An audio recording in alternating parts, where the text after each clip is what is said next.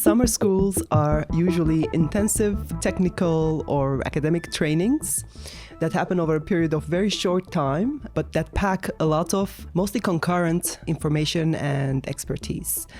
For example, the summer school we had the past week was 7 days of lectures and practice sessions. The lectures were about topics that have been maybe discovered, invented in the past 6 months, so very new.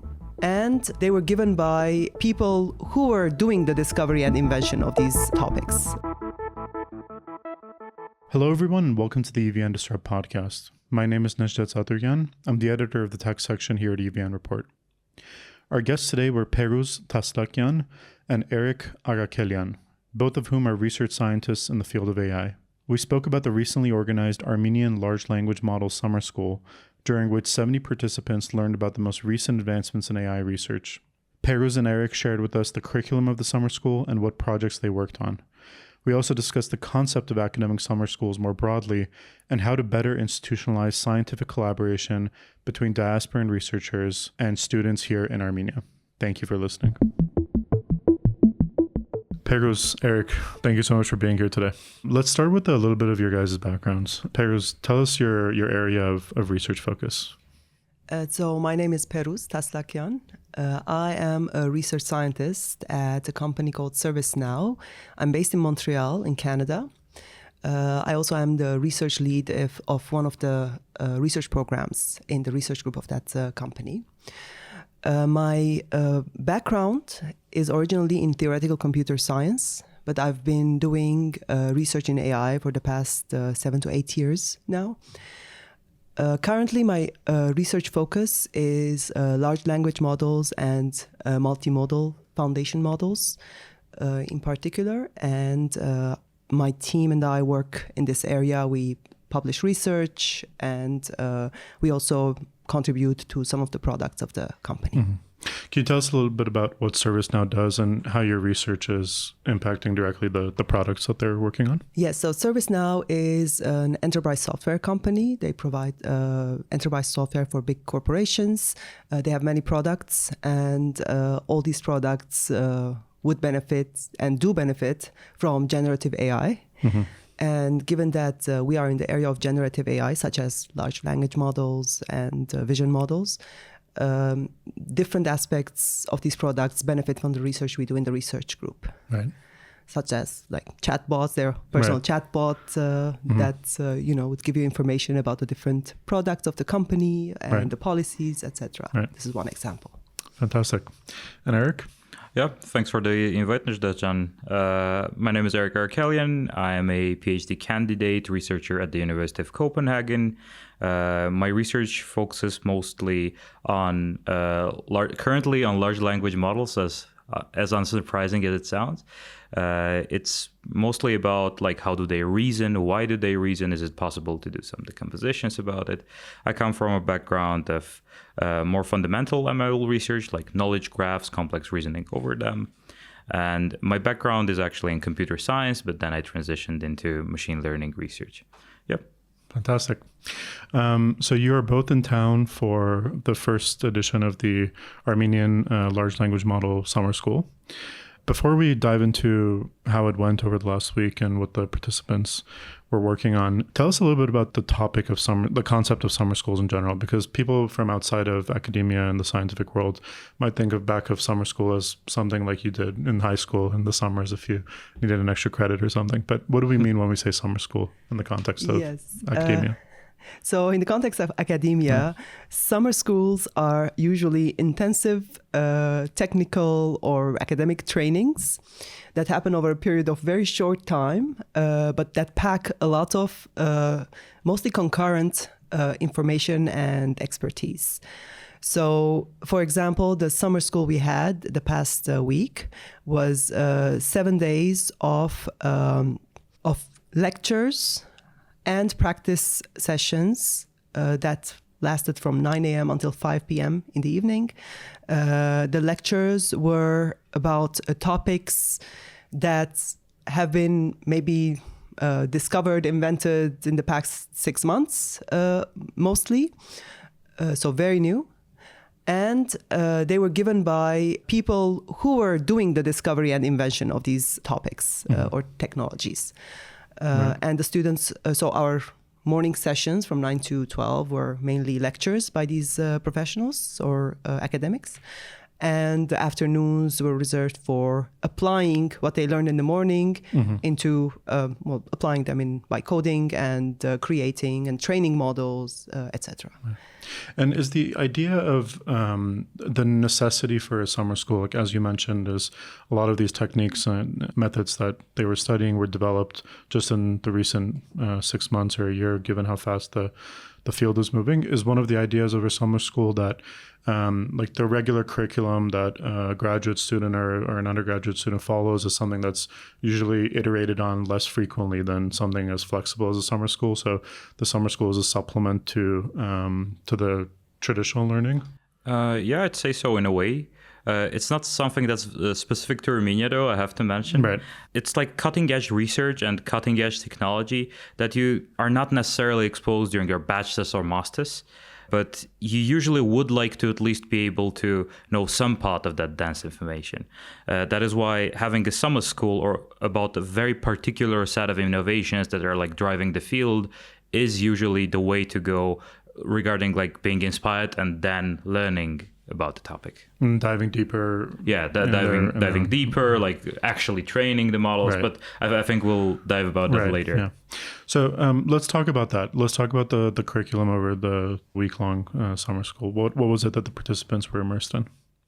Okay, so the curriculum was about, large language models in a broad sense. But what we covered during the 7 days is we started with a quick overview of what the large language model technology is based on, which is the idea of transformers and attention. And then we moved to topics such as how we train these models, how we fine-tune these models, topics such as how do you build a multimodal language model that can also understand pictures and audio and video. Then we moved to concepts in security training, how you make these models safe, what are certain things you can do to incorporate this in the model. We talked about retrieval augmented generation, which is a concept useful when you want to put these models in production. And concept of knowledge graphs, how you can use knowledge graphs and databases in conjunction with the language models. So all these topics were covered during the entire week. And who was the average participant? So we had like a very good spread of participants in this regard. So we had both very like seasoned industry professionals, engineers that have been there for a long while, and we had just like graduated students who are like fresh off the optimization courses, like their probability and stat courses, and wanted to like dive into something like very fresh. So I think the spread was very, very big in between the participants.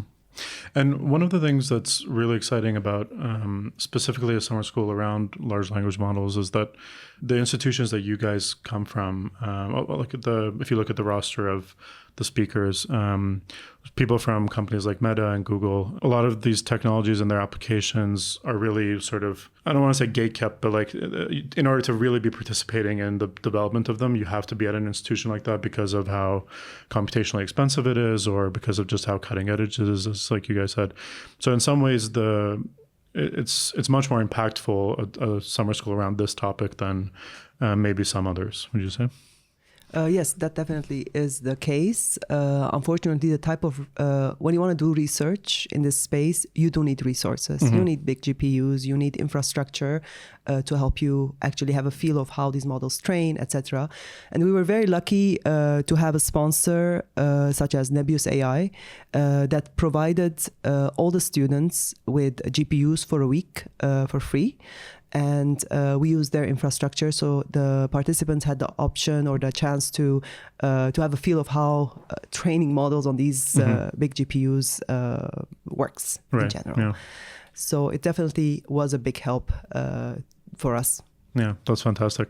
Can you tell us a little bit about what the students were working on in terms of was there like a capstone or some sort of final project structure that they were working on? And what were the range of those projects? So we adapted a bit of a let's check day to day and let's check progress day to day type of a structure for our courses, essentially starting with lectures, and all the lectures had practice sessions. So day one was let's implement Transformer from scratch further, and day two was building on. Day one, now let's train Llama, which is like a large language model from Meta.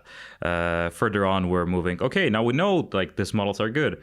Let's actually take the more shadier side of them. Like, what do they struggle with? Mm-hmm. Do we need to align them, like RLHF type of a research, like human feedback, following human feedback type of a research. Further on, okay, now we have language models. Can we do different modalities, multimodal stuff? And every day had essentially a type of an exercising that, okay, we'll let you do it for yourself, and then we do live coding or in particular, one very fun one was, okay, now you have a language model that has some very private information inside of it. One part of the teams has to try to make their model safe, and the others have to prompt engineer an attack in order to essentially get that private information in some completeness. Right. So we try to do as much interactive as we could, particularly for RAG applications, more industry oriented stuff. We just wanted to show how it's done. Mm-hmm. And for more wherever we could gamify it in a sense, we tried to. Mm-hmm. So yeah, there wasn't an overarching thing, but we kind of made sure that each day worked with the previous knowledge they gathered. Right. That's very cool. In terms of the actual impact of a program like this, so the opportunity for increasing knowledge within the Armenian ecosystem and building better talent and stuff, that's a given, and that's there. But in terms of so you mentioned a lot of the participants were from industry, let's say. How applicable would you say that the skill set obtained from a week-long summer school like this is within the industry in Armenia specifically, where it's not necessary that every company has access to large computational resources and things of that nature? In terms of how applicable it is, or this knowledge is in the industry of Armenia today, I am not sure. But this type of information or know-how is very, very crucial today. Today, AI is moving at a very fast pace, both within the industry and academically as well in research. And if we don't want to stay behind, we need to get our hands dirty in this and start working on it today. The summer school is one step or one thing we can do. But from what I saw the past week, there's a lot of talent, a lot of drive, and a big pool of students who are eager to work in this space. What we need is opportunities for them to apply their knowledge. What we need is programs, fellowships for them to do research, to get exposure, because you cannot do research in a bubble. Mm-hmm. You have to interact, you have to open up to the world, and we need to create opportunities for these students to apply their knowledge and show what they have as well to the world. And this is one aspect of this. That's very important. We will do our part of trying to bring the summer school and the experts to Armenia, hopefully every year. But there needs to be a continuation of this so that we're not left behind as a country, as a community, mm-hmm. as experts. Yep. Can I have a slight addition to the point? Essentially, just seeing the pure joy that people had during the summer school, joy in terms of, we never even imagined this would be a possibility. At least I didn't when I was just doing my bachelor's here. And calling for this type of institutionalized change, it becomes more of a necessity rather than just a want. Right. Yeah. But how do we make it more comprehensive? So now there's this group of, let's say, 70 people who've gone through the summer school, and some of them are now well equipped to participate in research projects, fellowships, things of that nature. How do we build the second part of that frame? I think it has to go with a lot of things in our country from top to bottom. Essentially, like, yeah, we can have a drive as individuals who live in Armenia, who care about Armenia, who care about research and engineering development of Armenia. We can do organizations like this. However, for it to be more institutionalized, there have to be opportunities. Opportunities meaning compute, first of all. Opportunities meaning fellowships for students to go do internships at the best companies, to go study at the best universities, to gather any type of knowledge. And those are quite quantifiable. As like a scientist, you can like imagine putting a number on it and then dividing it into subparts. And I don't think like it's very complicated to do. That was like the call for more institutionalized change, for essentially giving people at least some notion of an opportunity. Yeah. And this summer school was put together by individuals. Right. It was completely an individual kind of initiative. We got together, we did our best, we brought in our network, our friends to give the talks, to organize things. But as Erik said, this needs to be an institutionalized effort if we want to keep it up. And we need a vision. We need to have a vision for the IT sector, for the AI sector in Armenia, a longer term vision. It's not from year to year, right? And this has to be in a more institutional way. Right. Just to once again highlight a very interesting point for me in this is that the like amazing Armenians in diaspora, for example, Perouz, and like a lot of our lecturers were Armenians that live in the diaspora. We just contacted them, and just based on their pure will and pure willingness, they decided, yeah, we will do it. We'll come in person if possible. And one part of this institutionalized work is maybe working with this type of individuals directly, like from top to bottom, asking them explicitly, can you give us something, and trying to figure that out. Right. Right. If you ask, there's often willingness. Yes. Right? Yes. Yeah. A big willingness, I would put. Actually, we were surprised at how receptive people were. We, cold called people who we knew they had some Armenian name, right. and who have never been to Armenia. Maybe their ancestors, were never here, but they were like, "Yeah, we'll do it." And there were some non-Armenian lecturers as well, yes. right? Yeah. Which I think, is it safe to assume they were maybe like contacted or suggested by Armenian colleagues they had at those companies? Exactly like that. So, which is such a fantastic story. Yeah. Right? Like, Some of the lecturers stayed like late US hours, like 3 to 5 a.m. to teach the course. And they were like, yeah, we'll do it. No problem. And that was amazing, like purely inspirational to see. That's really fantastic. I would suggest people go and take a look at the LLM summer page and take a look at the roster of lecturers. It's a really impressive group. So you guys come from much more mature ecosystems. Like, for example, Montreal has several really leading universities that do really cutting edge AI research. Mila is in Montreal, obviously. Google has a presence in Montreal, etc. When you talk about setting vision and institutionalizing things, who are you looking to for being the active leader in that vision setting? Is it something that you expect from at the governmental level? Is it universities? Is it just the ecosystem as a whole needs to come together and set that vision? Yeah, you mentioned Mila in Montreal, which is a big force in Canada in general, where a lot of these technologies were invented by people like Yoshua Bengio, etc. But these people could not have done their job without governmental support. So Yoshua Bengio's earlier papers on AI and transformers or other technologies in natural language processing happened because the Canadian government gave him an extensive grant to do this kind of research during a period where the rest of the world were not focusing on AI. Mm-hmm. But they did the investment, and now it's a reality. And the Canadian government, just as one example of a government investing in AI, invests a lot in AI. Research is an expensive, endeavor. It needs governmental support. And similarly in Armenia, we do need governmental support in order to do what we have the expertise to do.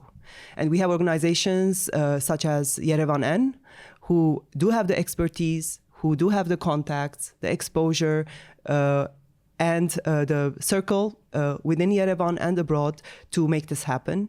We just need to find the right formula for these two to work together and to involve the diaspora as well. Because in the diaspora, we do have a lot of people who would be willing to come and give their time. They just don't know where to start. Right.